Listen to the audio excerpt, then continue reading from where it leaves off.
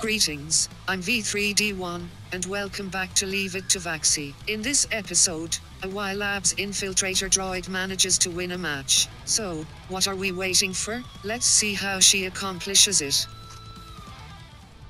In this clip, I finished the mission to place top 10 in matches. This is part 2 of the two-parter from the previous episode. As you can see, I'm still hiding from my bounty hunter, choosing behind this big shots counter near the river as my shelter until either I'm found and forced to defend myself, or the bounty ends. As there are 4 minutes and 44 seconds from the time I started talking remaining, the latter was what ended up happening, and the bounty ended by expiration. If the Confederacy didn't have a full bank of 10,000 bars, I would have earned some more in that moment for us. As it stands, however, this was never about money, nor entirely about the score war. All we wanted was to finish the mission, and go home. Or, at least, help V2C1 get home. As for what we planned to do afterwards, our only purpose were those two objectives. We would continue to stave off attempts to leave the loop.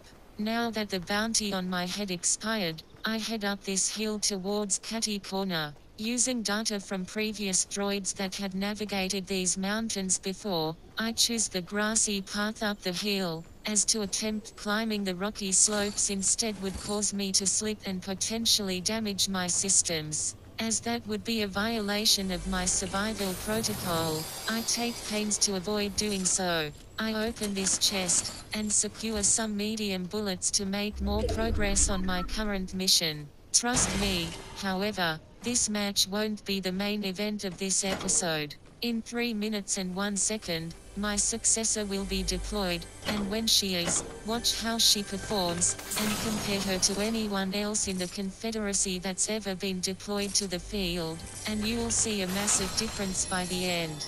But, I won't spoil any more about that, right now, as you'd really have to experience it for yourself to get the whole picture. As I was talking about the upcoming spectacle, I glossed over the fact that I had found a purple assault rifle. If I were more confident, I'd say my greatest moment was about to begin.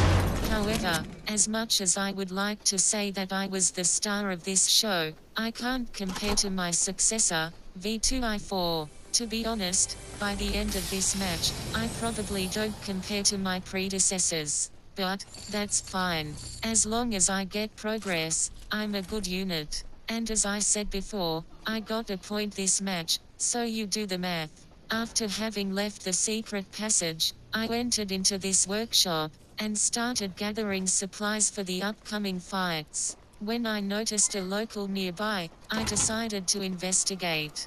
Once I left the building and turned to face the local, we soon learned that he was Kit. This little cat was so skilled that he could pilot a mecha suit. I'm no expert on mecha suits, but battle droids are pretty complex automatons, with the ability to run, jump, aim, shoot, swim, and multiple other things humans can do. I've never seen Kit make it do much more than walk or upgrade weapons, but those in themselves are a great accomplishment. And it's even more impressive when you realize that Kit isn't even that old at this point. Anyway, I'm getting off track with another remotely related tangent. Now I'm hearing a lever action rifle firing, and briefly putting Catty Corner's main building between myself and the sniper. However, then I remembered that I was working on an assault rifle elimination mission, so I couldn't just hide. I advanced to the place where the sniper was, and prepared my combat programming for the fight ahead. It was here that I found and engaged a woman in a mammoth costume, and in a short volley, eliminated her with my newly acquired gold assault rifle. After I had done that, it was time for another fight, as one of my next opponents were to my right. Another one that was behind built up swiftly, triggering V2C1's critical self-preservation alert, and she ordered me to hide under those builds immediately. However, the storm soon flushed me out. I struggled to edit the wall in such a way as to make my way out, but as soon as I did, their claw delayed me even further. In this match, I get progress on the mission to eliminate opponents with assault rifles. I also suddenly win in the end, as V3 has already told you, though the circumstances leading up to said win aren't really that special to me. But, more on that later. I broke through the roof and started collecting supplies, though I only found ammunition in the attic. Not seeing any weapons at all, I then decided to smash through the ceiling into the house proper, and began my search anew. Below the attic, I wasn't having much better luck, as I was still only finding ammunition. I and V2C1 knew it was only a matter of time before a looper broke into the house and started attacking me, and without a weapon, I was a goner. Simply put, things weren't looking good for me at first. Despite not finding a weapon the first time, I built my way back up to the attic to see if there was anything I missed. Unfortunately, I had broken down into the bathroom adjacent where I built, and I fell back into the bathroom.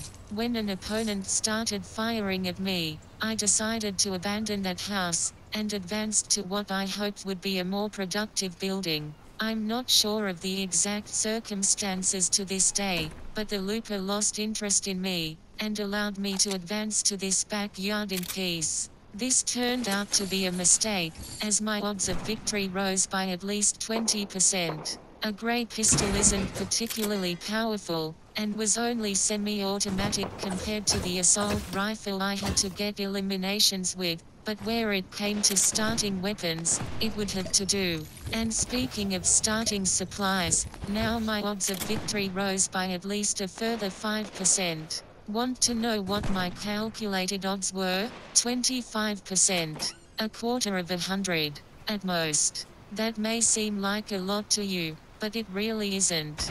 Comparatively, I still have a 75% chance of losing, at least. Yeah, doesn't seem so big anymore, does it? And like I said before, my chances of winning were a maximum of 25%. That means, from 0 to 25% of scenarios I could run, only a quarter maximum would result in victory. The scenario that ended up occurring was so far off my radar that I never saw it coming.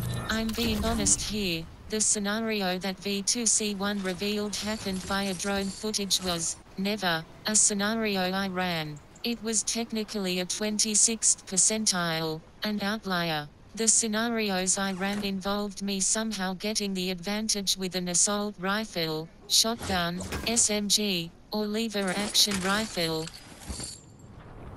Even with the elimination of one opponent via my starting weapon, the pistol, which granted me the assault rifle, shotgun, and lever action rifle, and another via the assault rifle I claimed as a trophy, earning me more minis. I still calculated my odds of victory to be 37% at most. The main reason being that there is a strict 90% chance of encountering an architect with a brutal fighting style that's taken out most of my predecessors by this point. Being able to build up at lightning speed, and expertly defeat any casual opponent, must feel pretty nice. Nobody in the Confederacy can do such a thing, however, so we settled for doing what we could. Anyway, I took my chances here, and rushed an opponent with my assault rifle, ready and willing to perforate them at a moment's notice. However, this played out like scenario 4 in my runs, getting an advantage over the opponent while using an assault rifle. The color was different than in scenario 4, but it otherwise played out similarly. I am now up to 5 eliminations, 4 of which were achieved via the assault rifle. The third opponent I eliminated this clip played out more like scenario 20, where I take down an unaware opponent from behind as they were looting our mutual enemies. Again, the colors of the assault rifle were different, but it was still similar to scenario 20. I collected either the first or second eliminated opponent's blue assault rifle, and made my way to another firefight. As low as my chances were, which only just hit 40% maximum, I still had the confidence to try to eliminate another opponent with an assault rifle. It was my mission, after all. This opponent was more of a hit-and-run tactician, an opponent that I ran with Scenario 16. This woman was apparently named Aura, but regardless, I call her Elimination 6 Scenario 16. We are nearly to match 1, clip 3.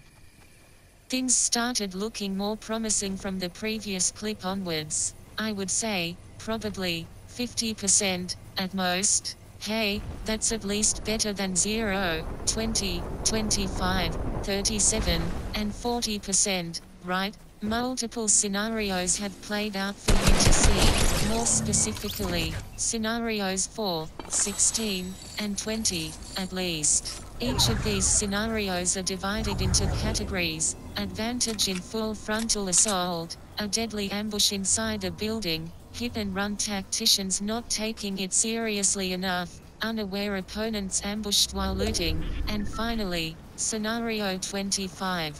A last-ditch attempt against an architect which had a 10% success rate. Essentially, I broke them down via assault rifle, and watched them crash down to the island like a meteor. A lot of scenarios would have to go right for such a strategy to end in success. They would need to be more than, perhaps, 6 or 9 meters away from their tower to take any significant damage, or the tower would have to be irrevocably destroyed with no hope of salvation. Finally, the opponent could not have a jetpack, or else the scenario would fail, ending in my elimination. Alas, Scenario 92.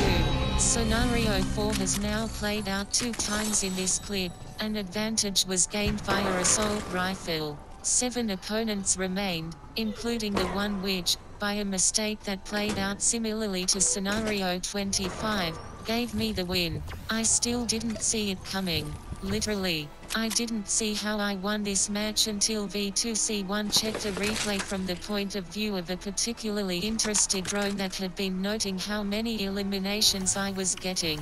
At this point, 8. Only the first of which was achieved with anything other than an assault rifle. Everyone within the Confederacy was extremely impressed. And I've since come to realize that V2C1 wasn't talking about the win itself being what was expected of the Confederacy of Independent Droids, but rather, the amount of eliminations, and the tactics I used to achieve them. I gathered more supplies in the basement of the Butter Bun, listening to the music which happened to be its jingle all the while. It has a bit of a country feel, fitting for a barn-themed restaurant. I'll explain more later. This is the second longest clip in the episode, only to the clip where my direct predecessor, V2I3, was finishing up her match. Here, I'm hiding behind a crystal of solidified 0-point energy, and biding my time, awaiting my chance to strike with an assault rifle. I got my chance with someone similar to who I heard was a member of Team Jester, Jinx. I sprang into action, soon eliminating her in a Desert Scenario 4 situation. 3 opponents remain, 9 eliminations thus far, 8 of which were achieved by assault rifles. All things considered, I was already in great standing with the Confederacy, but to stop short of completing my mission would disappoint V2C1. So, I tunneled my way through the desert up the nearby hill. And wouldn't you know it, I had made my way back to the Butter Bun. Just in time for another firefight, it seemed. Someone was in the attic, another in orange was near the back door, firing at a third of screen. In a combination of Desert Scenario 4 and Scenario 8, I laid waste to the looper in orange. Noticing there were far too many gunshots for the number of loopers currently remaining, I realized that the looper in orange's target were IO guards. I retreated into the Butter Bun, all the while hearing the telltale hiss of a charged shotgun. This was what we were talking about when we said that the charged shotgun was horrible for ambushing enemies, as the hissing would lead them right to you, and if your timing is off by a millisecond, you're as good as eliminated. I used the Butter Bun as my shelter as I unleashed assault rifle rounds towards the looper outside, putting them on the defensive. However, the IO guards likewise had me on the defensive. I built wooden walls to keep the damages to my systems at least delayed, but we knew it wouldn't be too much longer before they broke through and managed a hit. Noticing I was once again getting nowhere by hiding, I decided to leave the butter bun, head over to where the IO guards were, and briefly investigated which direction they were firing in, only to decide to retreat as that changed to being in my direction. At this point, it's just myself, and perhaps the craziest architect I've ever seen. I won't spoil much more information until the next clip, but suffice it to say, if they had played even a little smarter, this match would have ended very differently. Speaking of smart versus stupid plays, this one straddles the line effortlessly. The smart play was building and attacking as the IO guards were unleashing their own rounds towards me. Arguably a stupid play was engaging them in the first place, and leaving myself open to an opponent utilizing a scenario 17 through 20 against me. You know, attacking an unaware looper while they are looting. Or, in this case, fighting IO guards. Not to mention, the IO guards themselves have a potential to eliminate me with their tactical assault rifle. However, I came out on top, though my shields were completely depleted, and my system integrity was holding at 72%. I picked up a gold tactical assault rifle, and then noticed the aforementioned architect. They were building right next to the supply drop, and I used their distraction to my advantage, and made a beeline to the base of their tower. Remember when I said that if they played even a little smarter, this would have ended differently? Note what material I broke, and then note what I replaced it with. If at any point they had safely came down to check out the base of their tower, I would have been eliminated. This clip covers the final 15 seconds of the match. More specifically, the exact moment I had won. And apparently, I had gotten the Gladiator legacy.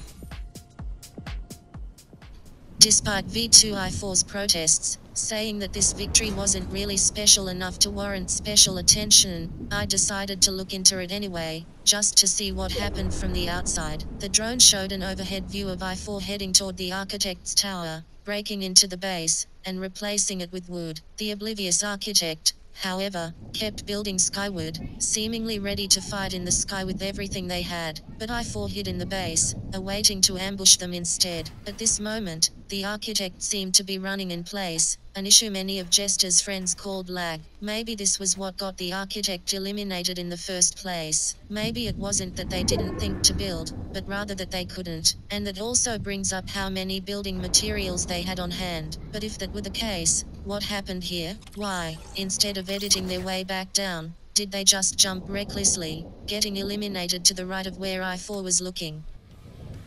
And that seems to be all the time we had for today. Join us in the next episode when we eliminate opponents with assault rifles, free fish from a freezer, collect a harpoon gun, use campfires, and deal damage with a sniper rifle. In the meantime though, thank you for watching, we hope you enjoyed, and we'll see you all next time. Until then, farewell.